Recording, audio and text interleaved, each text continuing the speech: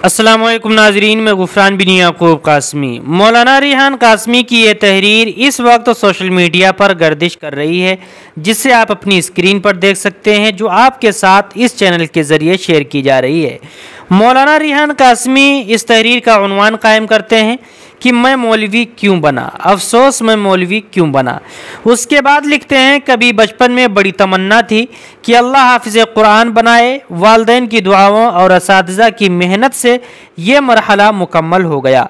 अभी तक तो उम्र 10 साल थी, कहीं भी जा सकते थे, मगर किस्मत में मौलवी और फिर मुफ्ती बनना लिखा था। मगर क्या मालूम था कि मौलवी और मुफ्ती बनकर भी कोई काम या हुनर सीखना पड़ेगा और इतने धक्के खाने पड़ेंगे कि दिल ये कहने लगेगा कि काश मैं मौलवी ना बनता, सिर्फ दीनदार बन जाता।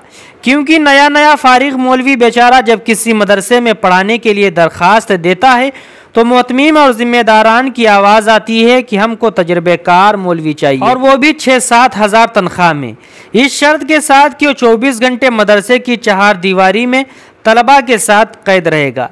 न वो बाहर इमामत कर सकता है और न कोई कारोबार कर सकता है। नया फाजिल मौलवी मदरसे के दरवाजे से मायूस होकर वापस आ जाता है क्योंकि वो तजर्बेकार नहीं है। फिर वो किसी मस्जिद में इमामत का फ़ैसला लेता है तो वहाँ और मुँह की खानी पड़ती है।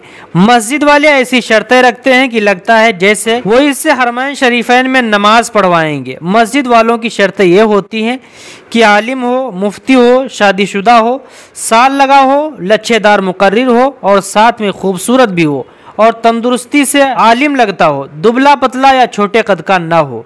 अब इसको माकूल तनख्वाह दी जाएगी, यानी माकूल तनख्वाह जो है तो 7,000 मिलेगी।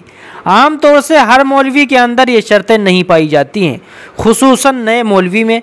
चुनांचे वो नौजवान आलिम मौलवी जो एक जज्बा अपने दिल में लेकर निकला था कि उम्मत को दीन सिखाऊंगा, उनको नमाज सिखाऊंगा, उनके बच्चों को इल्म दीन पढ़ाऊंगा, अब वो अपने जज्बा पर खाक डालते हुए मायूस होकर वापस लौट आता है। अब उसको कुछ समझ नहीं आता कि वो अपनी ज़िंदगी में क्या करे।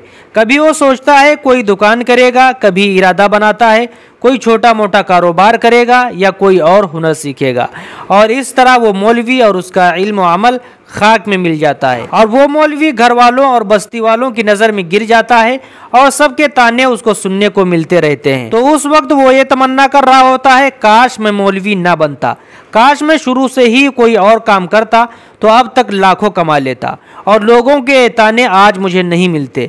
अफसोस मैं आलिम क्यों बना। इसलिए मसाजिद और मदारिस के जिम्मेदारान से दर्दमंदाना अपील और गुजारिश है कि वो खुदा के वास्ते इन नौजवान आलिमों को इस तरह की शर्तें लगाकर ज़ाय मत कीजिए, इनको प्यार के साथ काम पर लगाएं और ये तमाम उल्टी सीधे शर्तें ना लगाएं, वरना ये नए आलिम इसी तरह ज़ाय होते रहेंगे। इनको जिम्मेदारी दो, इंशाअल्लाह ये उम्मत के नौजवान नए जज्बे के साथ काम करेंगे। अल्लाह इस उम्मत को खुसूसन मदारिस और मसाजिद के जिम्मेदारान को समझ अता फरमाए।